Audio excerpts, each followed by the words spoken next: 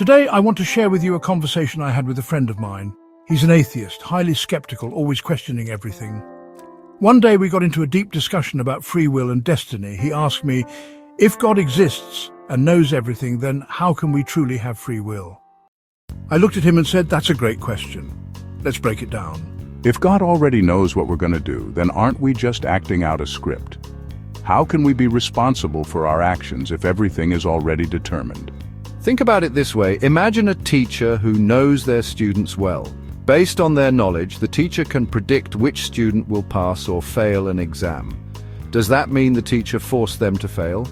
No, the students still made their own choices. But that's different. The teacher is just guessing based on experience, while God is all-knowing. If he knows the future, then the future is already set.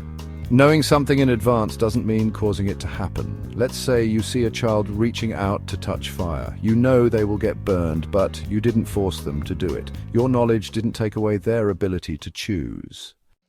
So you're saying God just watches us make mistakes? No, he guides us, but he doesn't force us. We have the power to make choices. When you decide to be kind or cruel, that decision comes from you, not from an external force controlling you. Then why do bad things happen? If God has power over everything, why doesn't he stop evil? Evil exists because people make bad choices. If we had no free will, life would be meaningless, no good, no bad, just programmed actions. The value of our choices comes from the fact that we have the ability to do right or wrong. But if God wills everything, then doesn't that include our bad choices? There's a difference between allowing something to happen and forcing it to happen. God gave us the ability to act freely, and with that comes responsibility. He gave us guidance, reason, and conscience. We are accountable for what we choose. So you're saying we're free, but not completely? We're free within the system God created, just like a fish is free to swim in the ocean, but it can't fly. Our choices are real, and they have consequences. I guess that makes sense.